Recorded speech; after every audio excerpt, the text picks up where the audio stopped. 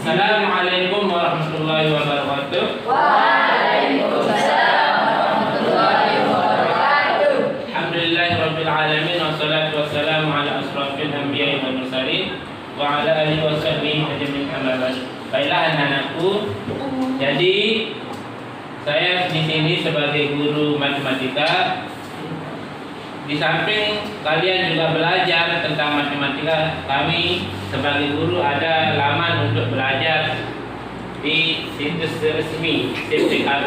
Ada namanya Ayo Belajar. Di sana guru boleh dia belajar, boleh dia berbagi. Ada namanya guru belajar dan guru berbagi.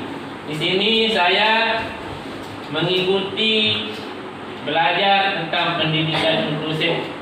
Ya, pendidikan inklusif itu tentang bagaimana karakter anak, bagaimana sikap anak, bagaimana kelainan dari anak itu yang saya pelajari di sini mengenai pendidikan inklusif.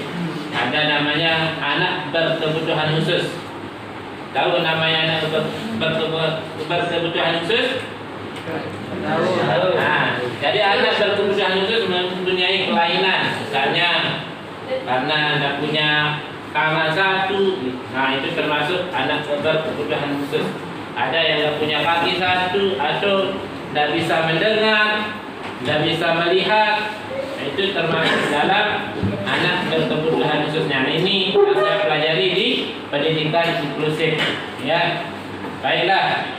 Nah, ini salah satu contoh bagaimana kita mengetahui seseorang itu mengalami apa aja yang dialami ketika dia dari baru lahir sampai sekarang ini seperti kalian.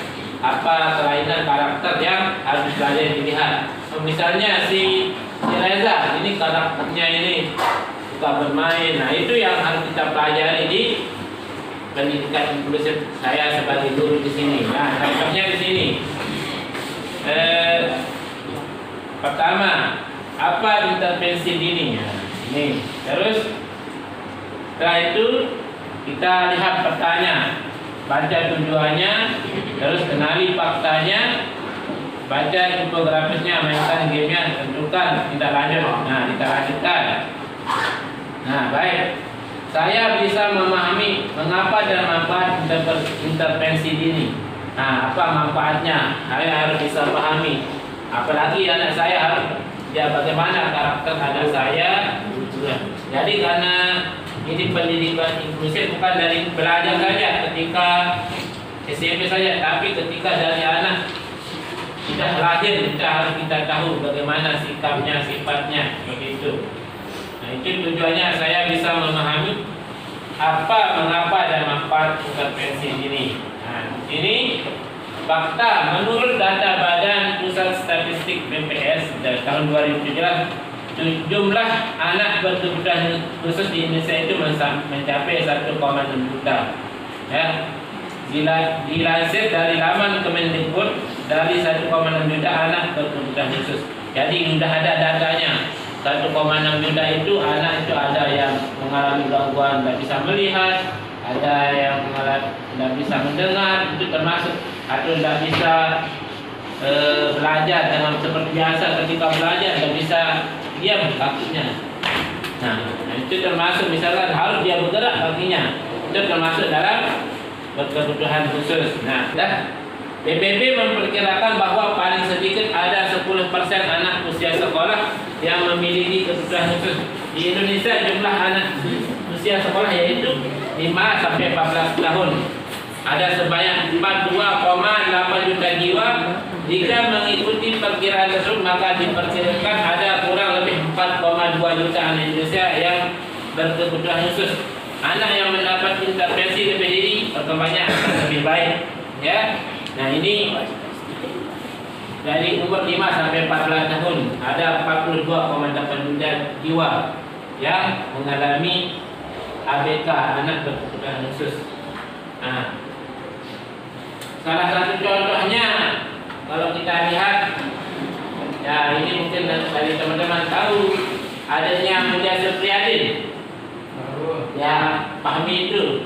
Nah, itu termasuk anak berkebutuhan khusus. Nah, harus cara kita menanganinya itu berbeda ketika mengajar. Nah, di sini pada umumnya para ahli memfokuskan pada 5 area. Pertama, psikomotorik, terus kognitif pengetahuan, ya, terus komunikasi, cara berbicara, menolong diri sendiri, cara dia menolong diri sendiri, dan sosial dan emosi.